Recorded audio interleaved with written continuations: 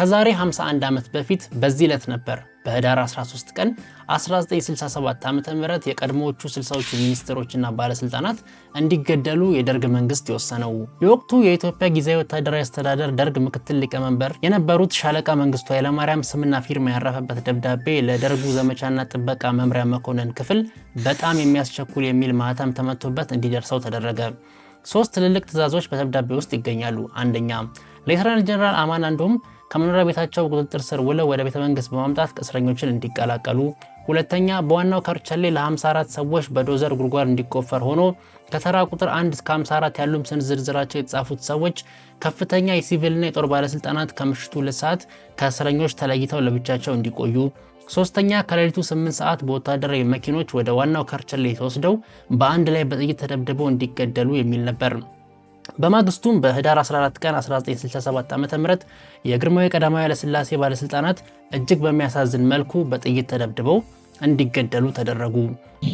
በጠቅላላው ከዚህ በላይ ስማቸው በዝርዝር የተገለጸው 60 ሰዎች ትናንት ህዳር 14 ቀን 67 ዓ.ም የሞት ቅጣት ተፈጽሞባቸዋል። የቀብር ስነ ስርዓታቸውም በዕለቱ የተፈጸመ ስለሆነ ማንም ቤተሰብ ነኝ ባይ እንዲጠይቅ በፍጹም አይፈቀድም። ይሄ ቀን በኢትዮጵያ ፖለቲካና የታሪክ ሁነት ውስጥ ጥቁር ቀን ሆኖ ያለፈ ሲሆን ከዛን ቀን ጀምሮ በኢትዮጵያ ታሪክ ውስጥ የቁልቁለት ጉዞና እርስ በርስ የመገዳደል ፖለቲካ እንዲጀምር የመጀመሪያው ጥይት የተኮሰ የታሪክ አጋጣሚም ሆኖ አልፏል።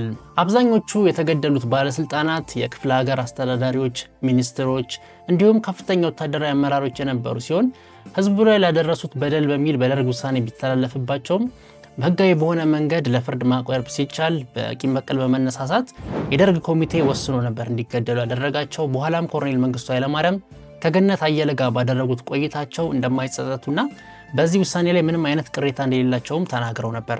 ደርግ 60ዎቹ ሚኒስትሮች ብሎ ይግደላቸው እንጂ በውስጣቸው ከደርግ አባላት ጋር ስምምነት ያልነበራቸው እንደነ ጀነራል አማን አንዶ ሚካኤል ያሉ እንዲሁም ሌሎች የደርግ አባላትን ጨምሮ ነበር በዚህ ግድያ ውስጥ እንዲገደሉ ያደረጋቸው። ኮሎኔል መንግስቱ ምን አይነት ጨካኝና አደገኛ መሪ እንደሆኑ በዚህ ታሪካቸው ታሪክ ያስታውሳቸዋል።